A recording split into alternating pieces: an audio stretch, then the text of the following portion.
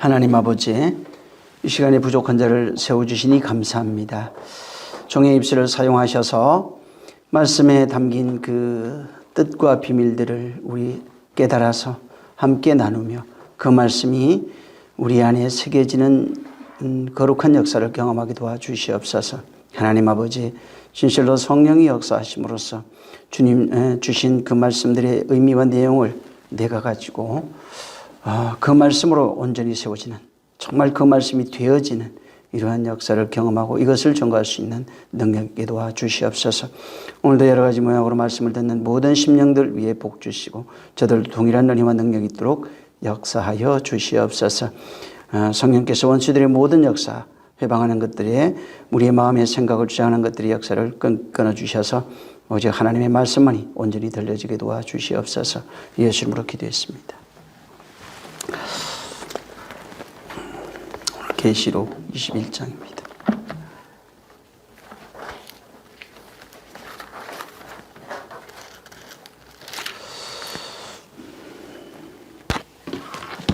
어, 21장 22절부터 22장 5절까지 있습니다. 21장 22절부터 21장 22절부터 22장 5절까지 읽습니다. 시작. 성 안에 성전을 내가 보지 못하였으니 이는 주 하나님 곧 전능하신 이와 및 어린 양이 그 성전이심이라. 그 성은 해나 달의 비침이 쓸데없으니 이는 하나님의 영광이 비치고 어린 양이 그 등이 되심이라.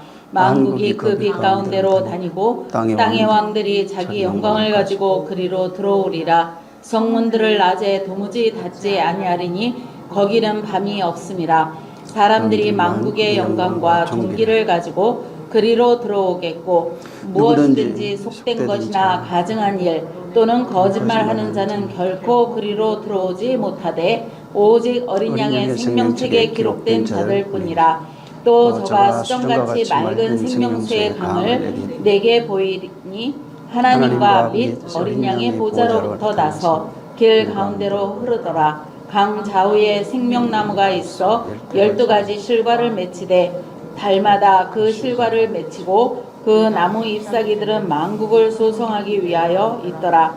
다시 저주가 없으며 하나님과 그 어린 양의 보좌가 그 가운데 있으리니 그의 종들이 그를 섬기며 그의 얼굴을 볼 터이요 그의 이름도 저희 이마에 있으리라. 다시 밤이 없겠고 등불과 햇빛이 쓸데없으니 이는 주 하나님이 저희에게 비치심이라. 저희가 세세토록 왕노릇 하리로다. 아멘. 지난번에 새 예루살렘 성전에 대해서 말씀을 드렸습니다. 이제 특히 21장에는 열둘이라고 하는 것들이 굉장히 많이 나옵니다. 12문, 12천사, 또 이런 것들.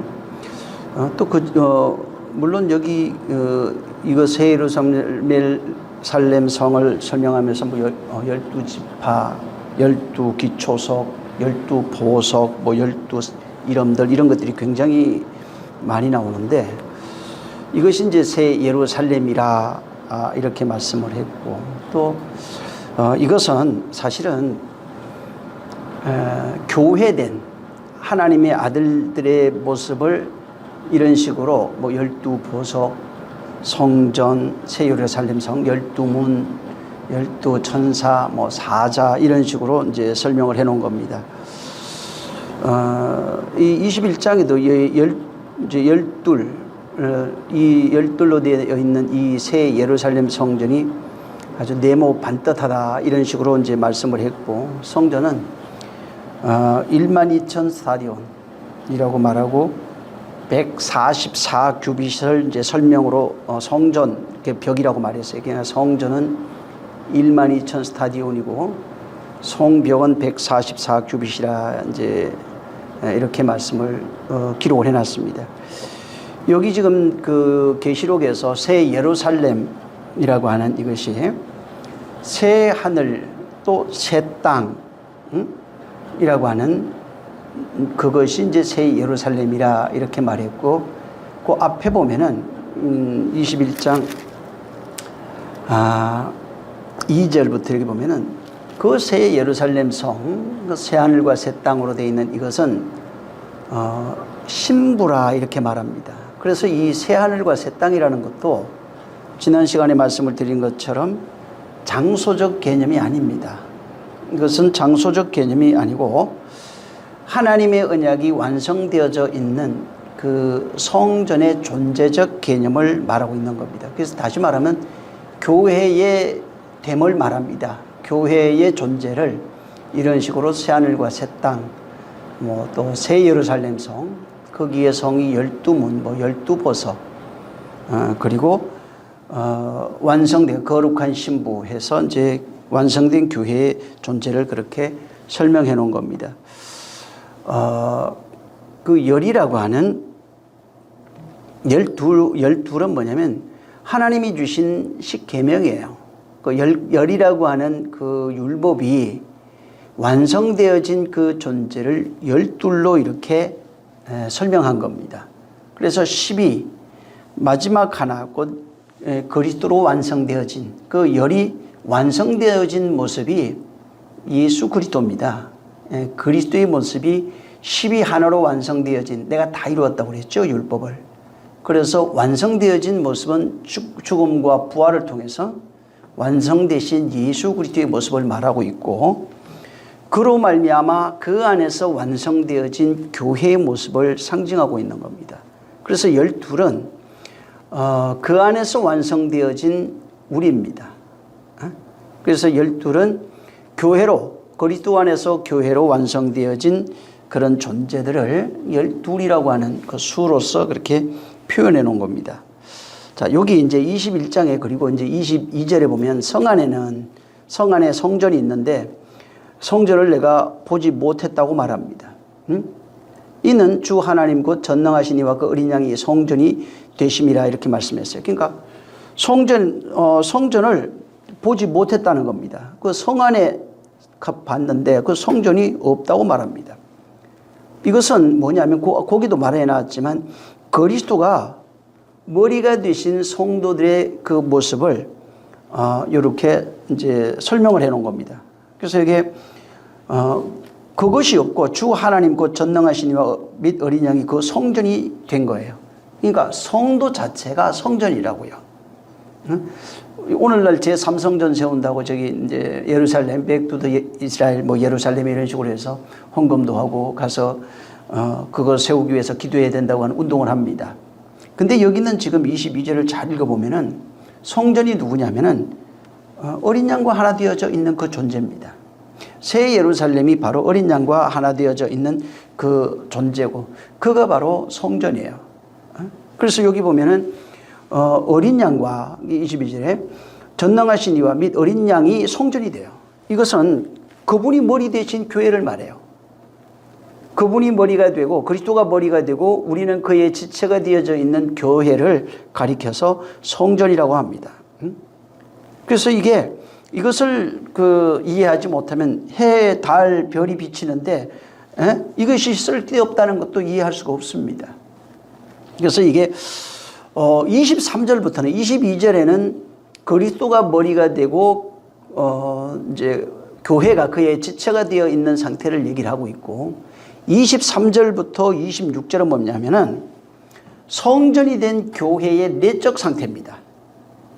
성도들의 그 내적 상태를 23절부터 설명해 놓은 겁니다. 그래서 여기 보면은 하나님의 영광이 비치고 있다. 해와 달 별은 그 빛이 비침이 없다. 거기는 하나님의 영광이 비치고 있는데 어린 양이 등불이다. 또 거기 보면은 빛 가운데로 그들이 이제 빛 가운데로 다니고 있고 땅의 왕들이 자기 영광을 가지고 그리 들어온다. 또 26절에도 보면 사람들이 만국의 영광과 존귀를 가지고 이제 들어간다. 계속해서 이렇게 얘기를 하고 있어요. 그래서 이게 이제 성도들이 어떻게 그 교회된 성도들의 모습이 어떠한지를 여기에 설명해 놓은 겁니다. 이 성전은 특징이 밖에 보이는 해, 달, 별이라고 하는 이런 비침이 전혀 필요 없습니다. 그것이 필요 없고 그 안에 이 성전의 특징은 그 안에 하나님의 영광이 가득합니다. 제3성전 세우면은 해, 달, 별의 비침이 필요하잖아요. 등불도 켜야 됩니다. 거기는. 이 성전은 해, 달, 별의 그 비침이 전혀 필요 없이 오직 하나님의 영광이 충만한 그런 성전을 말합니다. 그래서 이제 26절에도 보면은 사람들이 만국의 영광과 존귀를 가지고 거리로 들어간다라고 이제 말씀을 했는데, 이게 많은 사람들이 이제 쉽게 말해 교회입니다. 교회인데 교회가 자기의 머리가 없어지고, 자기가 완전히 부인된 상태, 오직 이제 그리스도만 존재하는 그 상태입니다. 그래서 그리스도와 하나 되어져 완전한 연합을 이루고 있는 그런 사람들이 하나님의 영광으로 들어간다고 하는 의미로서 이런 식으로 설명을 해놓은 겁니다. 26절에. 그래서 만국의 영광과 존귀가, 이것은 그리스도의 영광 없이는 불가능한 거예요. 우리가 그와 거리로 들어가려면 사람들이 들어간다고 그랬잖아요. 사람들이 어떻게 들어가냐면 만국의 영광과 존귀를 가지고 들어가야 돼요. 그러니까 사람이, 만국의 영광과 존귀는 그리스도밖에 없어요. 그리스도 예수밖에 없는 겁니다. 그러니까 그분이 머리가 되시고 주가 되신 상태에서, 내가 그의 지체가 된 교회가 된 상태에서 하나님의 영광으로 들어간다라고 하는 의미를 이런 식으로 설명을 해놓은 겁니다. 그러니까 내가 그분과 하나 되지 못하면 못 들어갑니다. 그냥 사람들이 들어가는데, 그 사람들은 어떤 상태냐면 만국의 영광과 존귀를 가지고 있다는 거예요. 예, 그리스도가 머리 되어 있다 이 말입니다. 그분과 하나 되었다, 이런 단어가 되어 있어요. 그리고 이제 여기 이제 그 26절에 이제 보면은 26절에 보면은 이제 사람들이 이런 게 나오죠. 우리는 이제 번역을 그렇게 해놨어요. 이게 사람들 들어가겠고 이런 내용이 있는데, 여기는 없어요. 원문에.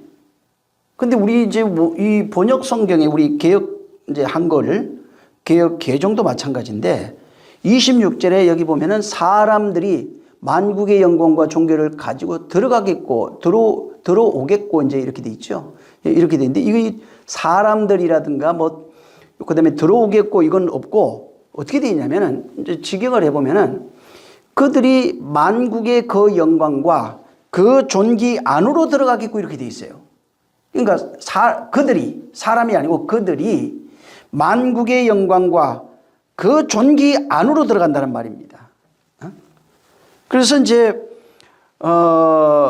그 원문에는 이제 들어가겠구를, 여기에 이제 가지고 있는 이 들어가겠구를 그 페로라고 하는 단어를 썼어요. 이제 페로가 이제 그 들어가겠고 이렇게 번역했는데, 이제 원래 페로는 뭐냐면은 원뜻이 뭐냐면 운반하다, 가져오다 이런 뜻입니다. 그러니까 들어가겠고란 단어가 페로인데, 이거를 이제 들어가겠고 이런 식으로 번역을 해놨고, 이제 그 원 단어의 뜻은 운반하다 혹은 가져오다 이런 뜻입니다. 그래서 요거를 이제 만약에 조금 직역을 해서, 이게 이제 동사니까, 그래서 이제 가지고 이런 식으로도 번역은 할 수 있어요. 가지고. 근데 이제 들어가겠고는 조금 여기 애매합니다. 사실은 애매하고. 근데 이 이제 페로라고 하는 이 단어는 히브리어로 가면은 이게 보라고 하는 단어를 쓰고 있어요. 보. 근데 이 단어는 어디에서 쓰여지냐면은 제사를 드리다, 이 뜻이, 보라는 뜻이 제사를 드리다, 제물을 바치다, 짐을 나르다, 이끌다 이런 뜻으로 사용되는 게 보입니다. 그러니까 이게 전부 다 이제 어떤 예배할 때, 제사를 드릴 때 쓰여지는 용어고, 혹은 제물을 드리거나 바치는 이런 거, 짐을 이제 나르거나 어떤 이끌 때, 끌고 갈 때 쓰는 단어가 이제 히브리어로는 보고, 이 원문에서 쓴 헬라어로는 이제 페로라고 하는 단어를 쓴 겁니다. 이 단어가 제일 먼저 쓰여지는 곳이 보면 창세기 2장 22절이에요. 이 보라고 하는 단어가, 이게 뭐냐면 하와를 아담에게 이끄실 때, 사용할 때 아담에게로 이끄시다 하는 그 내용이 이제 보로 되어 있습니다. 그리고 이제 요한복음으로 가면은 요게 이제 페로인데 열매 맺는 것 혹은 진리가 베드로를 이끌 때, 진리가 베드로를 이끌 때 쓰는 단어로 이게 쓰여져 있습니다. 그래서 창세기 보면 아까 얘기한 대로 2장 22절에 하와를 여자를 갈빗대로 여자 만들고 아담에게 이끌어 오시니라 할 때 이 단어고, 이제 페로는 주로 이제 요한복음 12장 24절에도 보면은 내가 진실로 너희에게로는 한 알의 밀이 땅에 떨어져 죽지 아니하면 한 알 그대로 있고 죽으면 많은 열매를 맺느니라 할 때 이 단어예요. 맺느니라 할 때도 이 단어를 썼어요. 그 다음에 요한복음 15장 2절에 그 2절부터 되게 쭉 보면은 더 과실을 맺게 이제 할 때 또 5절에도 과실을 맺나니 이런 식으로 해서 이제 그 이 단어 자체가 그런 식으로 뭐 이제 쓰여지고 있어요. 그래서 여러 가지 의미로 지금 쓰여지는데 이제 원래 여기 그 쓰여지고 있는데, 근데 여기에 아까도 말한 것처럼 요한복음 같은 데는 이 페로가 열매를 맺거나 뭐 어떤 진리 가운데로 이끌 때 이 단어를 쓰면서 썼는데, 이제 이 그 계시록에는 이것을 가지고, 여기는 들어가겠고 이런 식으로 쓴 겁니다. 들어가겠고. 근데 요게 가지고 뭐 이런 어떤 운반하는, 무엇을 가지고 운반하고 이제 하와를 이끌었잖아요. 이렇게 운반하고 뭘 가지고 가야 돼요. 가지고 운반하고 뭐 혹은 이끌어 오거나 짐을 나르거나 뭐 이런 식으로 이제 쓰여지고 있는 겁니다. 자, 우리가 좀 알아야 되는 게 우리가 영광 돌린다는 얘기를 참 많이 합니다. 영광을 돌린다. 자, 영광을 돌릴 때 이거는 말이 아닙니다. 사람들은 오늘날 기독교인들이 영광을 돌린다, 하나님 영광 받으소서 하는 이런 말을 참 많이 하고 있고, 영광 돌립니다 라고 하는 말을 굉장히 많이 합니다. 문제는 영광을 돌립니다 할 때는 반드시 그것이 성도 안에 영광이 있어야 그걸 돌릴 수 있어요. 성도 안에 영광이 없는데 하나님께 영광을 돌릴 수가 없는 겁니다. 근데 그 영광은 인간의 영광이 아니에요. 성도 안에 있는 영광은 오직 하나님의 영광만이 있는 겁니다. 성도 안에는 영광 자체가 없어요. 사람 안에는 영광이 없습니다. 그래서 우리가 영광을 돌리려면 하나님이 주신 그 영광이 내 안에 있어야 되는 겁니다. 내 안에. 그리고 내 안에 있는 그것을 하나님께 돌려드릴 수 있는 거예요. 이렇게 자, 그 영광 이렇게 할 때 하나님이 우리에게 주신 영광이 있어요. 자, 근데 하나님이 주신 그 영광인데 이것을 하나님께 주시려면은 하나님이 우리에게 이끌어 주셔야 돼요. 그 영광을 우리에게 주셔야 된다고요. 이끌어 내셔야 되는 겁니다. 우리 안에 그분의 영광을 이끌어 주셔야 돼요. 아담에게 하와를 이끌어 가듯이. 이렇게 무엇인가 어떤 것을 끌어서 우리에게 전달하는 그 내용이 페로예요. 하나님이 무엇을 운반해서 전달해 주는 그 내용, 이것이 페로예요. 그리고 내가 그걸 받아서 돌리려면 그 내용, 받은 그것을 돌려드릴 수 있어요. 운반하는 게 바로 이렇게 이끌어내는 게 그게 페로예요. 예를 들어서 나를 성령이 생명으로 이끈다 할 때 이끌다, 그게 페로예요. 그러니까 무엇을 나를 끌고 생명되게 한다고요. 나를 진리로 이끈다 할 때 그 이끄는 게 페로예요. 그러니까 어디를 나를 끌고 가는 겁니다. 하나님이 무엇을 우리에게 전달하는 거예요. 우리를 끌고 가는 거예요. 그래서 그것이 이끌어질 때 무엇인가 거기에서 이끌어지는 그것을 바로 페로라고 하는 겁니다. 그래서 하나님이 이끄는 것이 없으면 우리에게 당연히 생명이 없죠. 하나님의 이끄심이 없으면 우리에게 은혜도 없습니다. 하나님의 이끄심이 없으면 우리에게 영광도 없는 겁니다. 그래서 요한복음 15장 그 이제 2절 이하도 보면은 그 과실, 가지와 그 열매 얘기를 하면서 과실을 맺지 않는 가지는 제하여 버린다고 말합니다. 왜 그러냐면 그럴 수밖에 없어요. 하나님이 당연히 가지가 나무에 붙어 있으면 많은 열매를 맺는데 그 안에서 올라오는 지대가 있다고요. 내가 만들어내는 게 아니라고요, 그거는.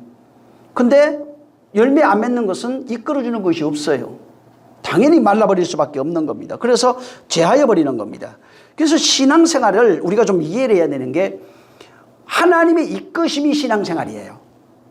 보통은 신앙생활을 어떻게 생각하냐면 내가 주도적으로 어떤 역할을 해서 신께 나간다든가 뭐 자기 의를 보인다든가 자기의 열심을 내놓는다든가 내가 이렇게 내가 주도적으로 신앙의 하나님을 향한 신앙을 가지고 그것에 열매 맺는 것을 신앙생활이라고 합니다.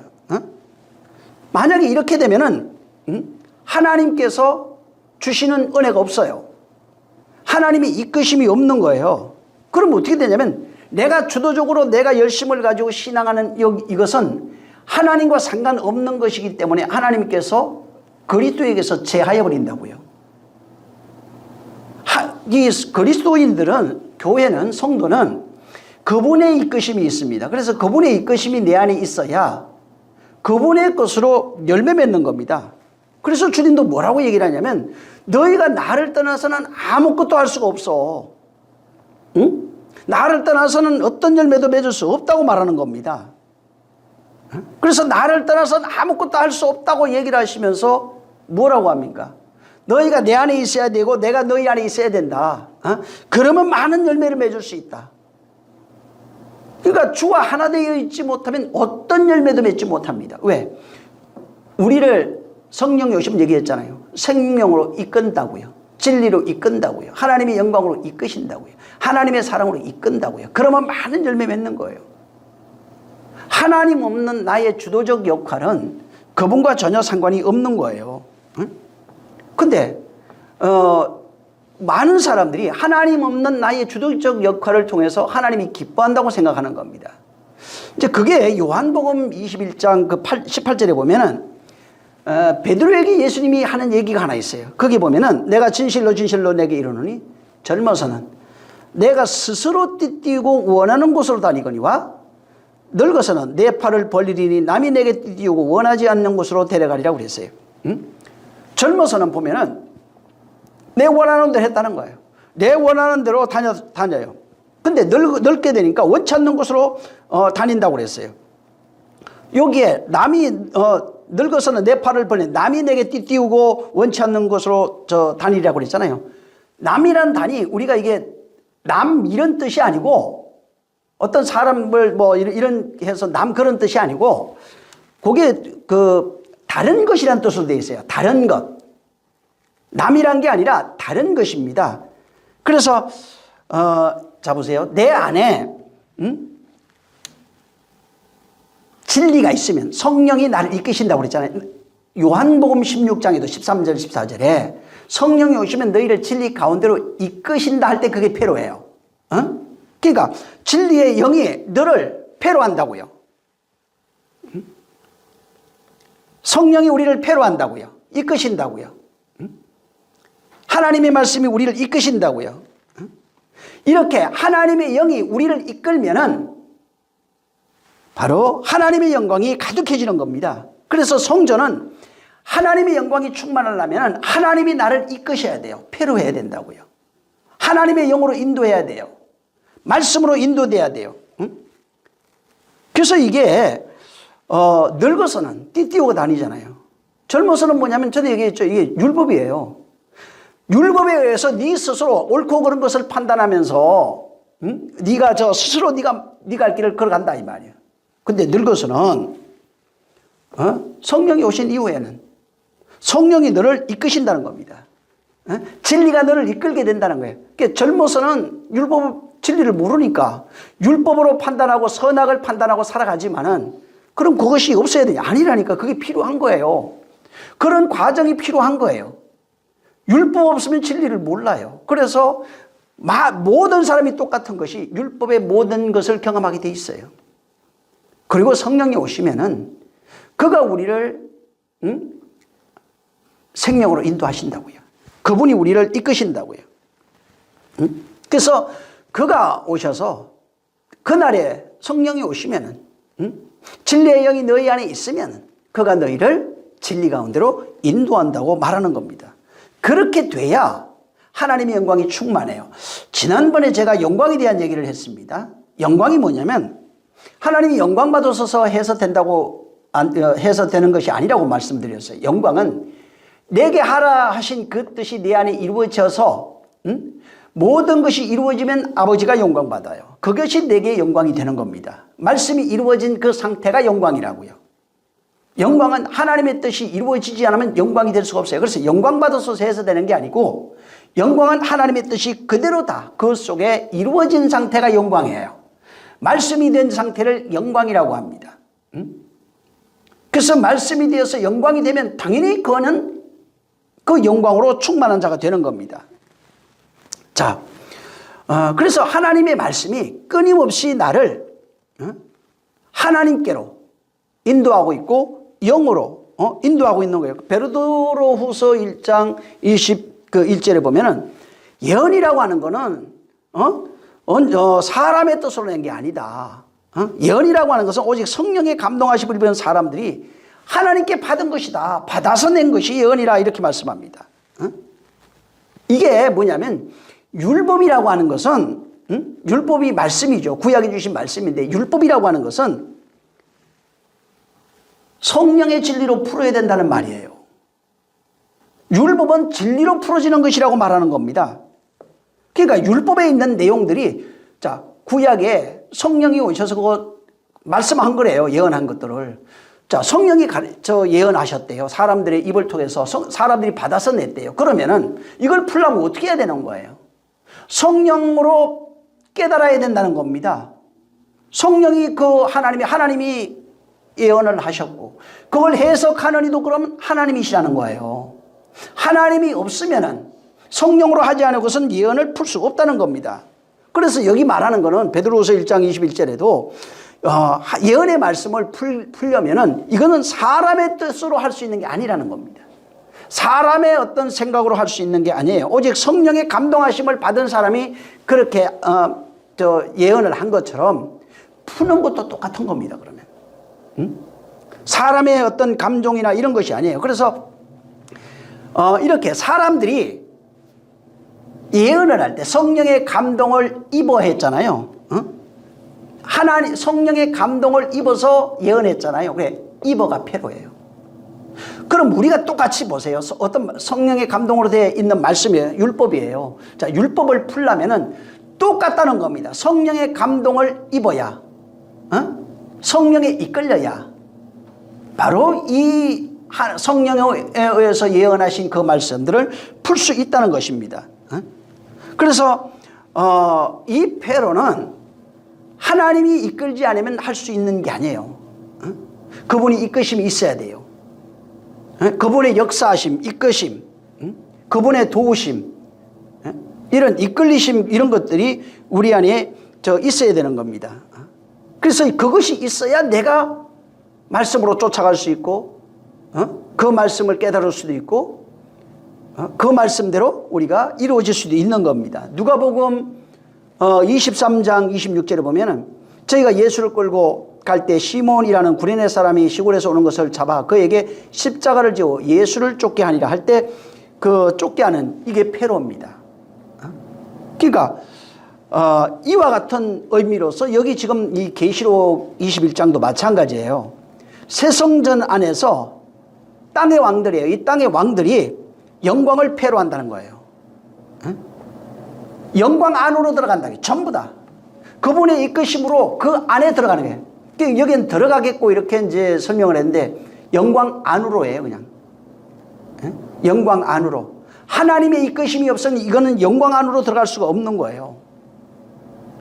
성도가 성령이 오신 이후에 그 진리의 말씀에 의해서 옛사람이 죽습니다. 옛사람이 죽는다는 표현을 어떻게 구약에 모용으로 해놨냐면 목 잘리는 걸로 해놓은 겁니다. 그래서 떡 맡은 관원장, 술 맡은 관원장 나오죠. 거기에 떡 맡은 관원장이 목이 잘리는 내용으로 예수의 죽음을 상징해 놓고 이와 같이 그와 함께 죽는 자들이 전부 다 목 잘리는 내용으로 합니다. 그래서 침례 요한이 또 목 잘립니다. 율법으로 살아가고 있는 존재가 목이 잘려야 되는 것을 말합니다. 그리고 예수님이 십자가에서 목이 떨구시다 할 때 그 떨어지는 게 그 의미예요. 그래서 침례 요한은 율법의 마침인 침례 요한이 곧 우리입니다. 율법으로 살아가는 우리가 목이 떨어지고 예수 십자가에 떨어진 목이 붙여져서 하나됨으로써 이제부터 그 머리가 나를 이끄시는 것을 패로라고 해요. 그걸 영광이라고 하고 그것을 온전함이라고도 하고 진리 가운데로 이끌다 뭐 여러 가지 말로도 이렇게 표현해 놓은 겁니다. 그래서 그분이 우리를 패로하지 않으면 이끌지 아니하면 어디로? 우리를 성전되게 하지 아니하면 진리로 이끌지 아니하면 생명으로 이끌지 아니하면 영광이 될 수도 없고 성전이 될 수 없는 겁니다. 그래서 그리스도의 바로 그분이 이끄심이 있으면은 그리스도의 이끄심이 있으면은 우리가 영광이 충만하게 된다면 그 영광이 내 영광이 되고 내 영광이 그 영광이 되고 그 영광과 하나 된 자가 되는 겁니다. 그래서 이렇게 페로에서 그렇게 되어진 그 존재 그분의 하나님의 영에 이끌려서 말씀에 이끌려서 곧 성령에 이끌려서 혹은 그리스도에게 이끌려서 그 머리가 바뀌고 그분과 하나 되어져서 영광 안으로 들어간 그 존재의 모습 그걸 이제 페로 들어오겠고 페로인데 이 모습을 27절에 얘기했어요. 27절 한번 읽어보세요. 시작. 본문 21장 27절입니다. 무엇이든지 속된 것이나 가정한 일 또는 거짓말하는 자는 결코 그리로 들어오지 못하되 오직 어린 양의 생명책에 기록된 자들이라 뿐이라 이렇게 말씀했어요. 그러니까 이게 폐로 된 자들이 속된 것이나 가정한 것이 전혀 없는 자들이에요. 그리스도의 진리 하나님의 말씀 그 영으로 이끌린 자들이 속된 것이나 가정한 것이 전혀 없고 오직 영광으로 들어간다고 거기 26절에 말해 놓은 겁니다. 근데 이런 것이 없으면 하나님의 폐로가 없다면 그리스도의 폐로가 없으면 영광으로 들어갈 수가 없는 거예요. 그래서 여기 이제 속된 거 뭐 가정한 거 거짓말하는 거 있잖아요. 이게 뭐예요 그럼? 속된 거 가정하고 뭐 거짓말하는 거. 이 세상에서 인간이 생각한 율례와 도덕적 속된 것 혹은 가정한 것 거짓말이 아닙니다. 인간은요 태어나면은 거짓말 안 할 수가 없어요. 목사 해내비라도 안 돼요. 이거는 반드시 자기는 거짓말 해본 적이 없다고. 거짓말입니다. 그게 거짓말이야. 아예. 핑계도 거짓말이에요. 전부 다. 응? 변명도 거짓말이라고요. 이 거짓말 안 할 수가 이게 속된 이미 속된 것 안에 가정한 것 안에 거짓말 안에 속해 있는 인간 자체가 이 세상이 그렇게 돼 있어요. 응? 그게 인간이에요. 이게 무슨 말이냐면 율법 안에서 율법의 말이에요. 율법의 계명, 율례와 법도라고 그러죠. 성경에는 계명과 율례와 법도 이렇게 말합니다. 이것을 열심히 지키면서 그것으로 의로워지려는 것이 거짓말이에요. 그렇게 할 수 있다고 말하는 게 거짓말이에요. 그게 속된 거예요. 그것이 가정한 거예요. 율법을 열심히 지키는 거, 율법의 말을 열심히 지키는 거, 이게 가정하고 속되고 거짓말하는 거예요. 이들이 뭐냐면 율법을 열심히 지켜서 자기 행위로서 의를 삼고 하나님 앞에 나오려고 하는 자, 영광에 들어가려고 하는 자들이에요. 이런 자들은 못 들어간다고요. 자기 행위로서 영광에 들어가려고 하는 자는 단 한 사람 들어갈 수 없어요. 율법의 행위로서 다 이루었습니다. 예를 들어서 오늘 기독교 전에도 얘기했지만 기독교인들 술 안 먹는다고 의롭게 생각하잖아요. 근데 돼지고기 왜 먹어요? 돼지고기 먹지 말라고 그랬다니까? 응? 근데 스스로 정해놨잖아요. 돼지고기 먹는 건 괜찮고. 왜 괜찮아요? 남들이 먹으니까 괜찮고. 하나님이 괜찮다고 그랬나요? 술 먹는 건 안 되고. 응? 사람이 정한 거라고요, 이게. 그러면서 스스로 속이는 거예요. 자기 거룩한 척하고. 응? 그래서 율법을 껍데기로 보고 육체의 행위로 삼아서 열심히 지키는 자들이 이런 가정하고 속된 것이고 거짓말하는 자들이에요. 이들은 성경에 있는 기록된 말씀들이 있어요. 율법에 그 기록된 말씀을 생명으로 보지 못해요. 왜 못 보냐면은 하나님의 이끄심이 없다고요. 페로가. 성령의 이끄심이 없는 거예요.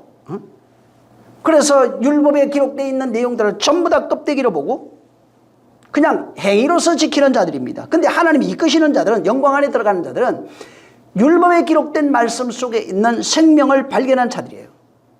그것을 생명으로 읽고 있어요.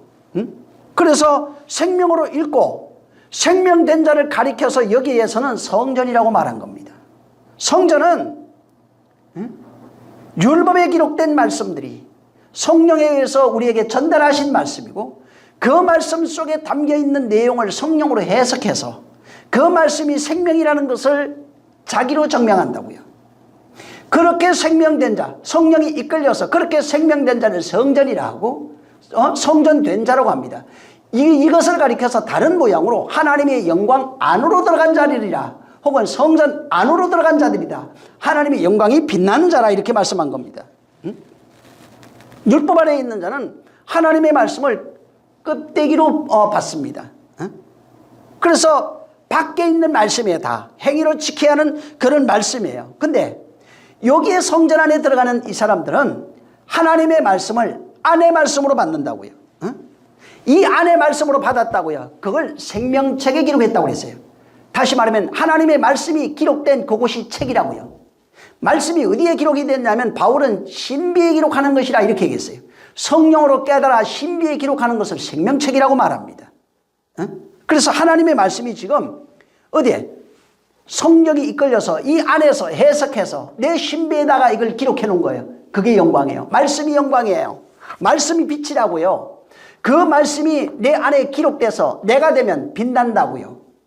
그래서 거기는 해와 달과 별이 전혀 쓸데가 없는 거예요.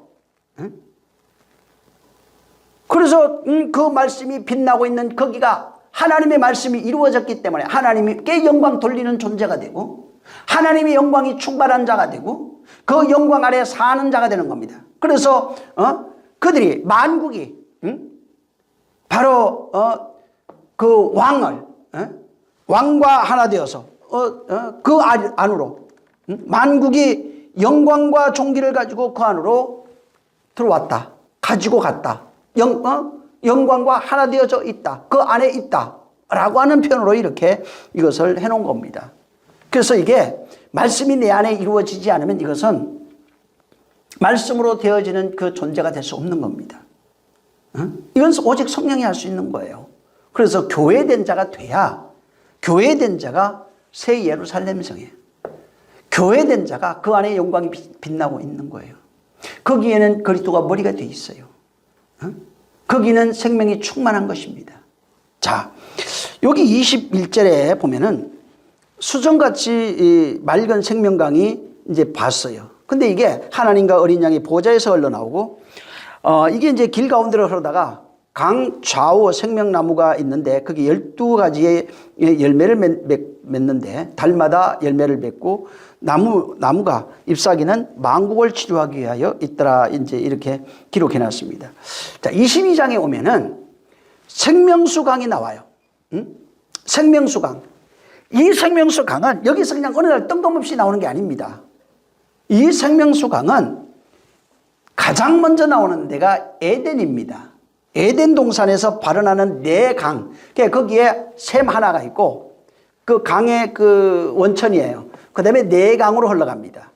이렇게 에덴에서 발원해서 네 강으로 흘러가는 이것을 여기에는 성전에서 그 생명 그 수가 흘러나와서 강을 이루어가지고 온 땅을 적신다 이렇게 표현해 놓은 겁니다. 그래서 에덴 동산에 있는 내용하고 여기 있는 내용하고 같은 내용을 말하고 있어요.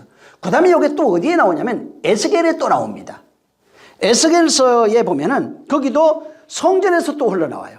에덴에서도 에덴 중앙에서 흘러나오죠. 그게 온 땅을 적십니다. 요 에스겔서에 보면은 성전에서 흘러나와가지고 온 세상으로 흘러가요. 이 얘기가 여기 지금 22장에도 똑같은 내용으로 여기 돼 있는 겁니다. 그 에스겔서 나중에 한번 시간 날 때 여러분이 47장 1절부터 해서 한번 쭉 12절까지 한번 읽어보시면 거기에 이제 앞에 보면은 그가 나를 데리고 성전 문에 이르니 성전 앞면의 동쪽에 향했는데 그 문지방 밑에서 물이 나와서 동쪽으로 흐르다가 성전 오른쪽 재단 남쪽으로 흘러내리 계속 그 얘기를 하고 있어요. 그리고 이제 이것이 청량하니까 발목에 왔다가 또 저 무릎에 왔다가 허리에 왔다가 그다음에 이제 그 목까지 이렇게 와가지고 이제 건너갈 수 없을 상태가 됐어요. 그래서 헤엄칠 만한 물이라서 이게 건너갈 수 없는 강이에요. 그리고 이제 그걸 보니까 거기 강에 보니까 좌우에는 엄청나게 많은 그 나무들이 힘이 많다고 돼 있어요. 요걸 그대로 가져다가 지금 계시록 22장에 여기에다가 그 설명해 놓은 겁니다. 다시 말하면 에덴 동산에 흐르는 그 강이나 에스겔이 환상을 통해서 본 성전 안에서 흘러나오는 강, 이 하늘 성전입니다. 다 에덴도 마찬가지예요.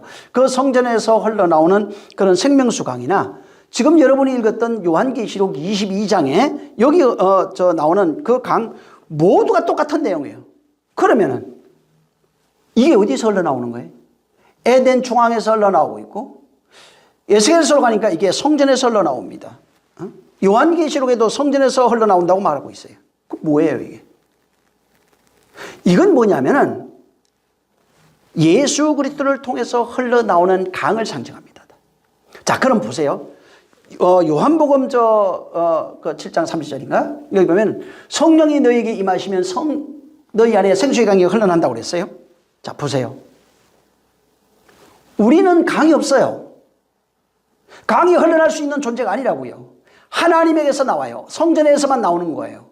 이건 전부 다 예수 그리스도를 상징한다고 그랬어요. 그러면 그분이 머리가 되지 아니하면 그 강의 근원이 내 안에 들어오면은 내 안에서 흘러나기 시작해요. 강의 근원이 내 안에 오시면은 그리스도가 내 머리 되시면은 내게서 생수의 강이 흘러나오기 시작한다고요. 그래서 요한복음 그 7장 7절부터 38절 여기 나중에 39절 쭉 읽어보세요. 그래서 거기 제가 읽어드리면 명절 끝날 큰 날에 예수께서 서서 외쳐가라사대 누구든지 목마르거든 내게로 와서 마셔라. 나를 믿는 자는 성경에 이런 것 같이 성경에서 이미 얘기했대요. 그 배에서 생수의 강이 흘러나라. 이건 예언된 거잖아요. 39절에 그를 믿는 자들은 받을 성경을 그를 믿는 자들이 받을 성령을 말씀하신 것이라. 근데 예수께서 아직 영광을 받지 아니하셨으므로 성령이 아직 그들에게 계시지 아니하더라. 그러니까 이게 그 생수의 강은 에덴에서 흘러납니다. 성전에서 흘러나는 거예요. 성전이 누구예요? 요한복음 2장에 제자들이 부활하고 나는데 예수의 몸을 이 성전을 흘러날 때 그게 예수의 당신이라는 것을 알았어요. 자기들이 성경을 받거나 성령을 받고 그분과 하나 된 이후에 자기 안에 생수의 강이 흘러나는 걸 알았다고요. 내가 성전된 것을 알았어요. 요한복음 고린도전서 3장 16절 17절에 너희가 하나님의 성전인 것을 알지 못하느냐 이렇게 얘기했어요. 성전 안에서 흘러나와요. 그 성전은 반드시 조건이 뭐냐면 예수 그리스도가 머리가 되어 있어야 돼요. 이는 성령이 오셔야 되는 일입니다. 그분이 머리가 되시면 우리 안에서 생수의 강이 흘러나게 되어 있는 겁니다. 이것을 이 22장에 그것을 말한 겁니다. 요한복음 7장 37절에 명절 큰날, 끝날, 곧 큰날이라고 되어 있어요. 이게 뭐냐면 초막절이에요. 그때 초막절, 명절의 마지막 날이에요. 초막절. 이게 뭐예요? 성전이 마지막 하나로 완성되는 그날이에요. 성전이 예수 그리스도로 내가 그와 하나 되어 완성되는 그날이 초막절이에요. 그러니까 그분과 하나 되는 그날이, 그래서 여기 37절에 명절 끝날, 큰 날이에요. 거기 명절 끝날 초막절이에요. 초막절 끝날 큰 날이다. 왜 큰 날이에요? 그분과 내가 하나 되는 그날, 성령이 오셔서 그분이 머리 되고 내가 그의 지체가 돼서 교회가 되는 그날, 이 날이 큰 날이에요. 근데 그날에는 누구든지 내게서 와서 마셔라. 왜? 그분이 생수의 강의 근원이니까. 요한복음 4장에도 나오죠. 사마리아 여자가 그가 그리스도인 것을 발견했어요. 그에게서 생수의 강이 흘러날 수 있는 분이라는 걸 나중에 발견하고 당신이 그리스도네요 한다고요. 이러니까 그분과 하나 된 자만 그분에게 가서 바로 마실 수 있는 그런 존재가 되는 겁니다. 그래서 성령으로 그가 교회의 머리가 되시고 내가 그와 하나 되어 성전이 되면은 그분이 내 안에 계셔요. 그러면은 내 안에서 생수의 강이 흘러나는데 이것을 그분과 하나 되어 흘러나는 그것을 그 배에서 생수의 강이 흘러나리라 이렇게 표현해 놓은 겁니다. 이건 언제 되느냐? 성령이 오시는 그날이라고 되어 있는 겁니다. 그리스도의 영, 곧 성령을 통해서 교회로 완성되어지는 그때, 여기 계시록으로 얘기하면 성전이 완성되는 그때 이런 일이 있을 것이다 이렇게 되어 있어요. 여러분 초막절은 잘 알죠? 초막절이라고 하는 것은 스케노페기아라고 하는 단어인데 이게 장막을 세우다 뭐 이런 겁니다. 뭐 또 이제 새가 깃들다 이런 뜻으로 되어 있어요. 장막을 세우다 뭐 새가 깃들다. 그래서 이게 이제 보통은 이 단어가 보면은 그 천막 뭐 혹은 장막 이런 뜻인데 그게 스케노스라고 하는 단어예요. 그다음에 이제 이걸 말뚝에 고정해야 될 거 아니에요. 말뚝에 뭐 고정하고 고정시키다 뭐 장막을 치다 이런 뜻으로 이제 페그님이라고 하는 단어 쓰는데 이 두 단어가 합쳐져 가지고 이제 스케노페기아라고 해서 초막절은 장막을 세우는 절기예요. 이게 뭘 의미하냐면 성전이 세워진다는 의미예요. 그래서 몸 밖에 있는 초막절 아무리 얘기해도 소용없어요. 성령에 의해서 하나님의 집으로 지어지는 것을 초막절이라고 해요. 성령에 의해서 그리스도의 집으로 성전으로 세워지는 것을 말하는 겁니다. 그래서 이제 이것을 가르쳐 주려고 구약에는 초막절에 미리 얘기해 줬어요. 크게 그냥 두 가지 의미를 가지고 얘기를 했는데 첫째는 뭐냐면 너희가 출애굽하고 난 이후에 광야에서 이제 천막을 쳤을 거 아니에요. 이걸 기억해야 된다. 광야에서 장막 친 것을 이제 기억해라. 그 다음에 이제 또 한 가지가 뭐냐면 그 장막을 치는 게 추수한 거 있어요. 그들이 농작물을 가지고 이제 추수를 해가지고 그것을 장막 안으로 들이는 그런 기쁨의 절기예요. 장막을 치고 거기에 뭐 곡식이 저장되고 이런 의미를 이제 가지고 있는 겁니다. 그래서 이게 첫째 장막을 치는 것 자체가 전부 다 뭘 얘기를 하면 성전입니다. 다. 장막을 치는 건 전부 다 성전을 얘기해요. 근데 성전은 특징이 있잖아요. 성전이 되려면 뭐가 있어야 되냐면 하나님의 임재가 있어야 되는 거예요. 그래서 성경에는 성전에 하나님이 임재하신다고 그런 거예요. 하나님이 계시는 그곳을 성전이라고 그래요. 그래서 이스라엘 백성이 광야에서 천막 쳤잖아요. 이게 무슨 뜻이에요? 하나님이 임재한 그 장소란 얘기예요. 이스라엘 백성이 하나님의 임재와 같이 있었다 이 말이에요. 그래서 초막절이 뭐냐면 하나님이 임재하시는 곳이 초막절이에요. 그래서 장막을 치면서 하나님이 거기 있어서 나도 거기 있어서 우리도 거기 있어서 이걸 기억해야 돼요. 하나님의 임재가 없는 초막은 아무 소용없는 거예요. 성전이 바로 그런 거예요. 성전은 뭐냐면 하나님의 임재가 있는 곳을 말해요. 하나님의 임재가 거기에 있는 것을 말해요. 두 번째는 곡식 저장하는 거잖아요. 이게 뭐냐면 양식이에요. 양식. 이것은 육신의 양식을 의미하는 것이 아니라 성령으로 말미암아 하늘의 양식이 성도 안에 바로 있는 그 상태를 의미하고 있는 거예요. 성령으로 하늘의 양식이 우리 안에 채워져 있는 것, 내일의 양식이 우리 안에 채워져 있는 거예요. 그래서 그 양식이 창고 안에, 보화가 창고 안에 같은 겁니다. 다. 진리의 말씀, 성령에 의해서 그 말씀을 깨달아서 그 말씀이 내 안에 채워져 있는 그 상태를 장막이라 또 이렇게 표현한 겁니다. 그래서 성도 안에만 뭐가 있어요? 진짜 양식, 내일의 양식이 있는 거예요. 하늘의 양식이 있는 겁니다. 그래서 이 장막, 초막절 큰 날에는 바로 하나님의 임재가 있는 성전이라는 얘기고 그 성전에는 뭐가 있어요? 하늘의 양식이 있다는 얘기예요. 그 성전이 누구래요? 신부래요. 새 예루살렘 성이라고 말하는 겁니다.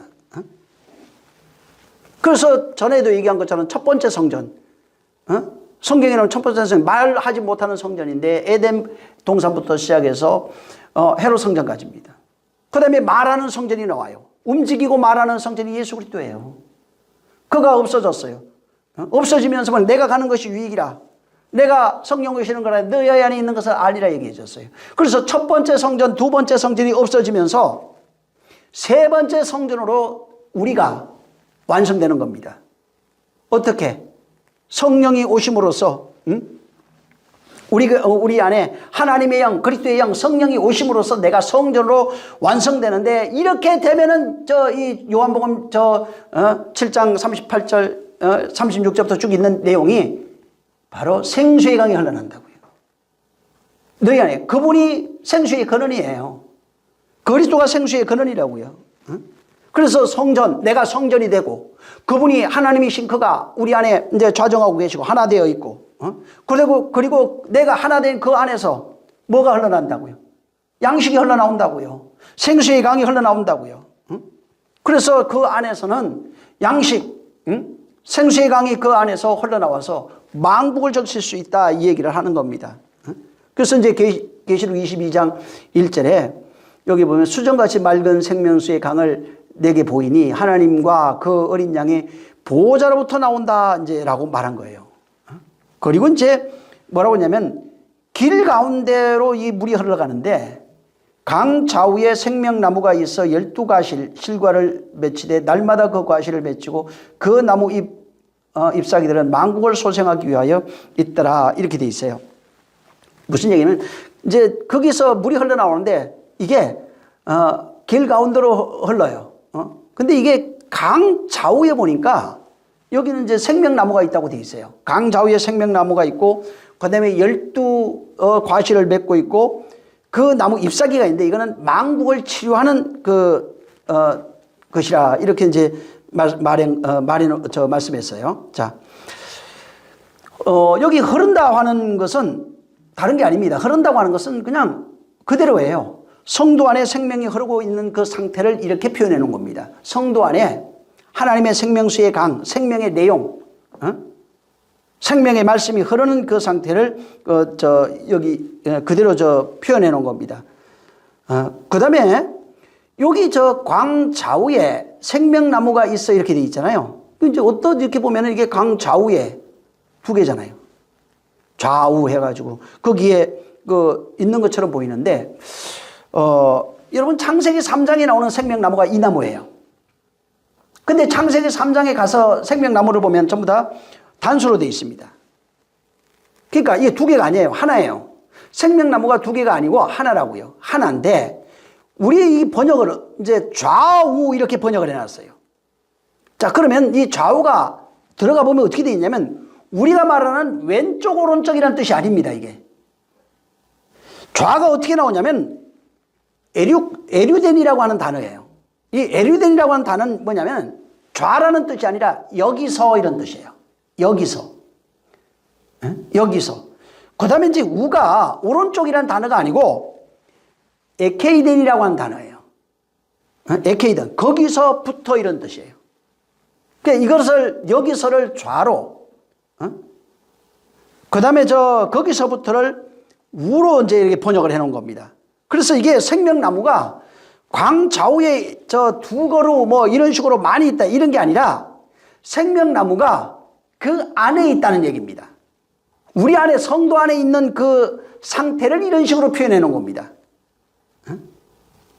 좌우가 하나로 되어 있는 상태, 여기서, 거기서부터 흘러나온다고요. 이런 식으로 되어 있어요. 그래서 이걸 그대로 이제 좀 보면 어떻게 해석이 되냐면, 그 강의 넓은 중앙에 생명나무 하나가 있는데 12가지 열매를 넘겨주고 만국을 치료하더라, 이런 식으로 번역할 수 있어요.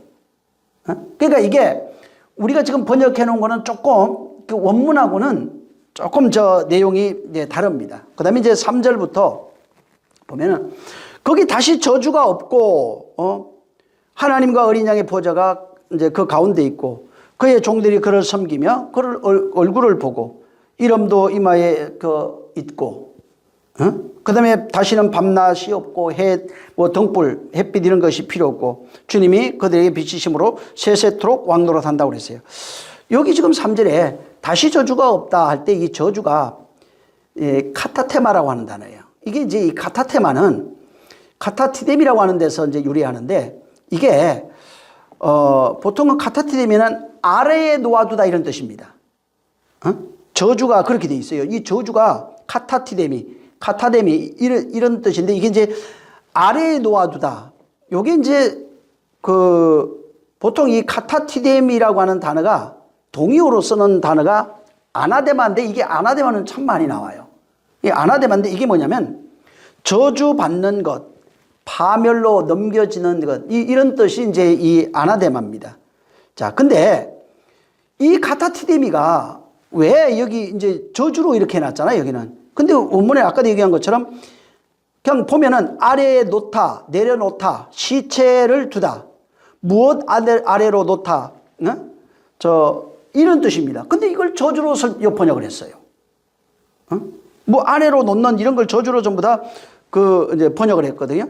자, 율법에 대해서는 계속 제가 말씀을 드리고 있지만 율법이라고 하는 게 하나님의 말씀이 질서정연하게 순서와 어떤 배열, 차선을 따라서 배열해 있는 진열해 놓은 상태를 말합니다. 그것을 이제 이 세상이라고 그래요. 코스모스라고 그래요. 그러니까 하나님의 말씀이 보이지 않는 말씀이 보이는 것으로 질서정연하게 어떤 순서, 그 차선을 따라서 이게 배열되어 있는 상태를 이제 코스모스라고 합니다. 근데 왜 이렇게 했냐 이 말이에요. 왜 이렇게 했냐면 하나님의 사랑을 알라고 주신 거예요. 하나님의 은혜를 알라고 주신 게 이 코스모스 세상이에요. 율법이 펼쳐져서 보이는 것으로 되어 있는 것이 바로 이 코스모스예요. 자, 근데 이렇게 하나님의 말씀이 순서나 차서 여러 가지 배열 순서대로 이렇게 배열되어 있는 이 상태를 성경은 그냥 한마디로 율법이라고 그래요. 그래서 하나님이 만물을 창조하셨다 이렇게 말합니다. 그래서 하나님의 입에서 나오는 말씀으로 세상을 창조했는데 우리는 그걸 이 세상이라고 그러고 하나님이 그것들을 창조해냈는데 이 모든 것들이 만물 속에 신성을 담아놔서 우리로 하여금 그 하나님을 알라고 주신 내용들이에요. 이것을 그냥 한마디로 성경은 율법이라고 그러고 다른 말로는 그냥 성전이라고도 하고 만물 속에 담겨 있는 신성 여러 가지도 말하는 겁니다. 자, 근데 율법이 보세요.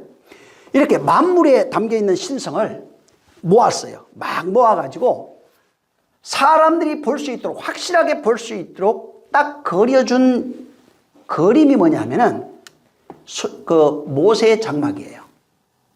그게 나중에 솔로몬 성전으로 되는 겁니다. 그걸 한마디 다 같아 성전이라고 그래요. 그러니까 율법의 세상을 한마디로 압축을 해가지고 이것이 뭔 줄 알아? 하고 사람들이 보고 깨달을 수 있도록 보여주신 것이 성전이라고요. 그래서 성전을 딱 보면 그게 율법이에요. 그게 온 세상이에요. 이 세상을 향한 하나님의 마음이 거기에 담겨 있는 겁니다. 그래서 거기에서 인간이 어떻게 살아야 되는지를 성전 밖에 있는 자, 성전 안으로 들어와 떨어서 어떻게 해야 되는지 이런 것들을 거기에 다 가르쳐줬고 그리고 신과 하나 되어 살아갈 수밖에 없는 인생들의 모습을 거기다가 그려놓은 겁니다. 그리고 이것을 더 압축해가지고 성전을 그냥 압축해버려서 압축해가지고 한마디로 하나님의 마음과 인간의 모든 그 의미 태어나고 살아가고 죽는 모든 의미를 한마디로 보여준 게 십자가예요. 그래서 십자가 안에는 하나님의 마음이 있을 뿐만 아니라 우리가 어떻게 해야 되는지에 대한 내용도 거기에 다 있는 겁니다. 자, 이 카타티데미가 아까 얘기한 것처럼 아래로 놓다 이런 뜻이라고 그랬잖아요. 그 배열 놓다 이런 거예요. 자, 근데 이게 그 단어가 두 단어가 합쳐졌어요. 카타라고 하는 단어가 티뎀인데 이게 카타는 아래로 혹은 아래로 놓다 무엇에 대하여 이런 뜻이고 티데미는 배열 배치 놓다 두다 정하다 이런 뜻입니다. 자, 하나님이 율법을 확실하게 사람들이 보고 알 수 있도록 배열해 가지고 내놓은 게 성전이에요. 또한 그것이 그 성전을 사람들이 확실하게 그 성전의 의미가 무엇인지 깨달아 알 수 있도록 내놓은 것이 바로 십자가입니다. 그래서 십자가와 성전이 같은 거예요. 그걸 보고 거기에 있는 하나님의 마음을 알아야 돼요. 거기에 하나님이 임재하신 내용이 뭔지를 알아야 돼요. 인간이 거기에서 어떻게 하나님께 나가는지를 아는 겁니다. 자, 근데 문제가 있어요. 하나님이 인간으로 하여금 깨닫도록 하기 위해서 성전을 배열해 줬어요. 그 다음에 십자가라고 하는 거 성전을 완성시켜서 십자가로 보여줬는데 이걸 눈에 보이는 대로 껍데기로 보면 이게 저주가 돼버려요. 그래서 이 카타디데미가 그걸 껍데기로 보면 저주가 된다고. 그래서 저주예요. 응? 보이는 대로 보면 저주예요. 응? 껍데기로 보면 그대로 그냥 저주라고 하는 의미예요. 아나데마라고 하는 단어가 돼버려요.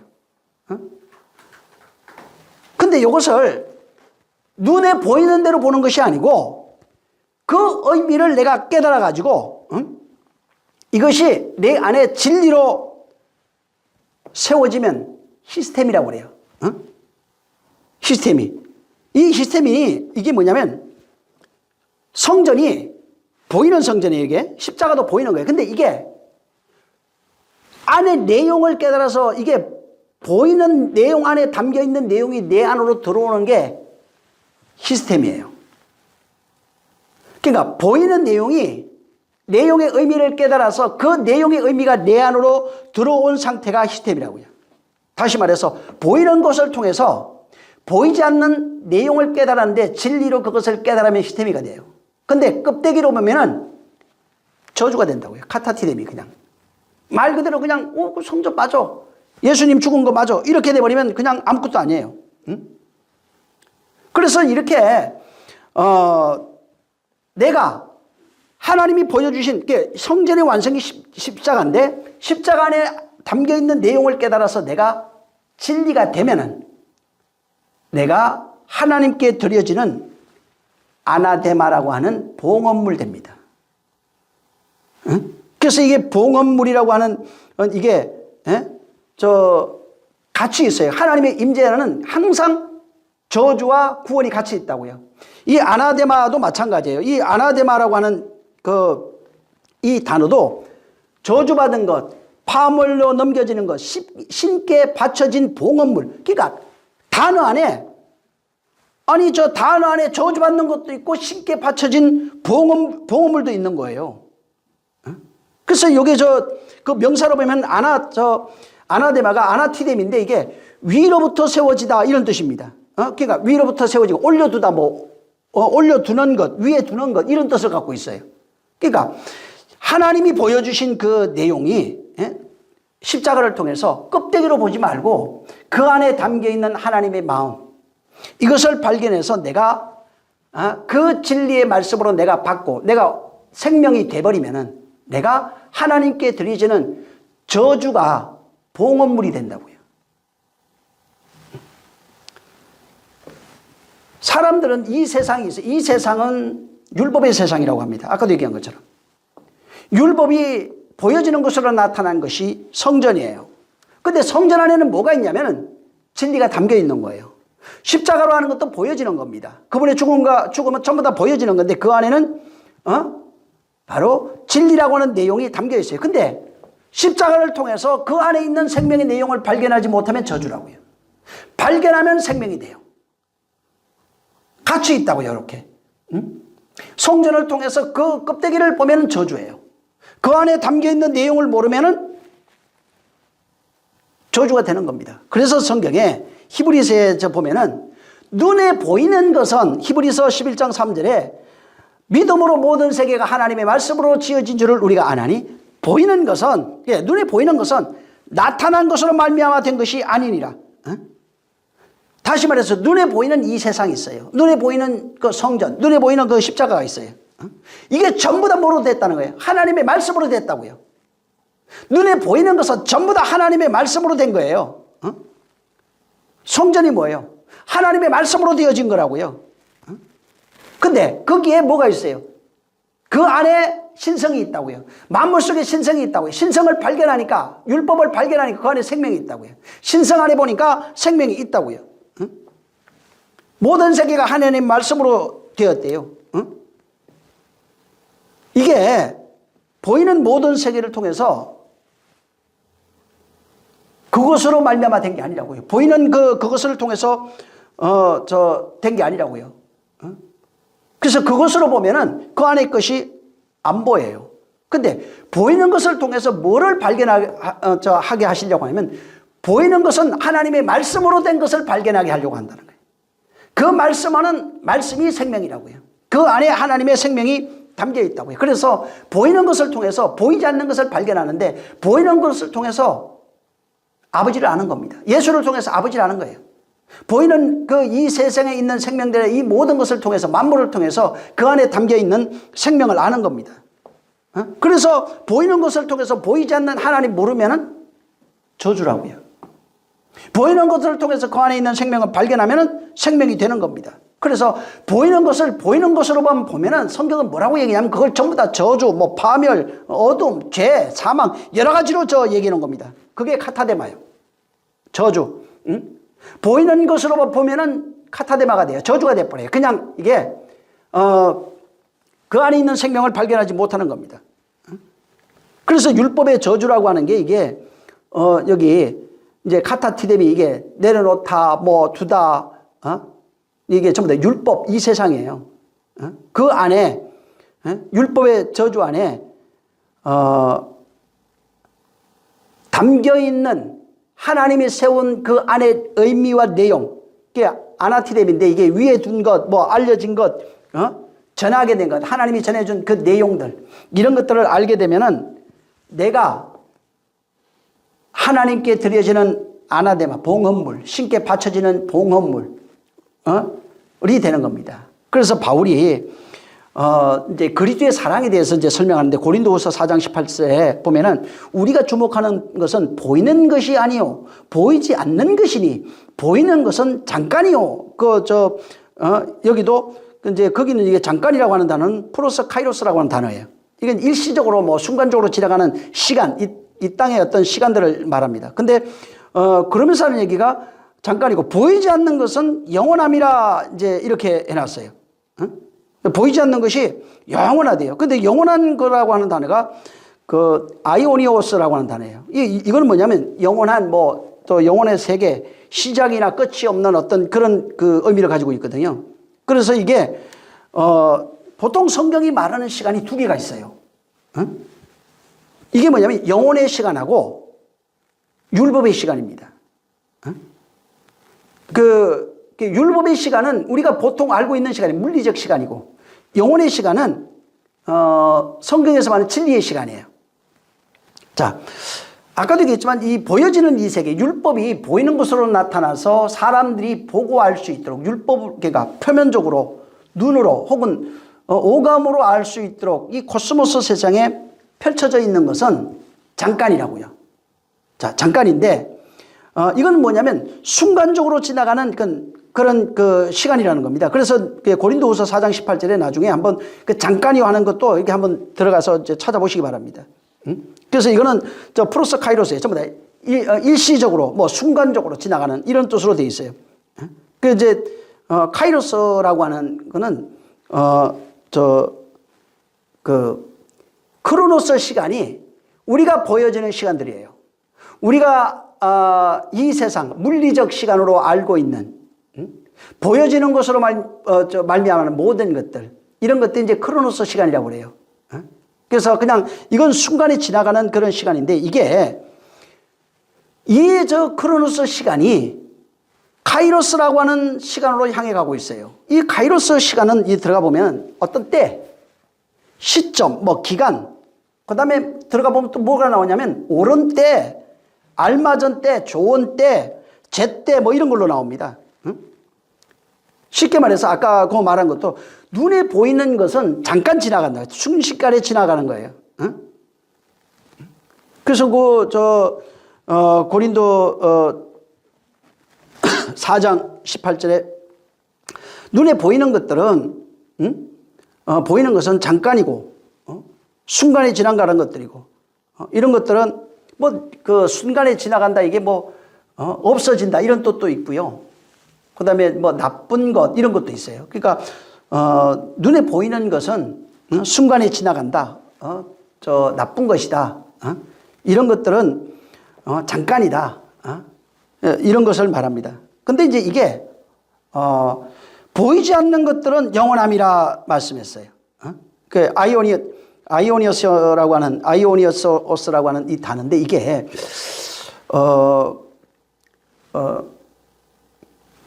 영원이란 뜻입니다. 그러니까 이거는 보통은 어떻게 설명해요? 아이오니오스나 아이온 같은 겁니다. 아이온. 아이온이라고 하는 것은 영원한 시간 이런 거예요. 영원한 시간. 그래서 크로노스 시간대, 지금 물질이 보여지는 이런 시간, 육신의 시간, 육신으로 살아가는 이 시간대에 카이로스라고 하는 어떤 때가 있어요. 이게 뭐냐면 성령이 오시는 때입니다. 성령이 오시는 그때, 하나님의 임재가 있는 그때. 그래서 여기 성령이 오셔서 그리스도와 우리가 하나 되는 그때입니다. 저거 22장 3절이 언제 그런 거예요. 저주가 없는 때가 뭐냐면 성령이 오셔야 돼요.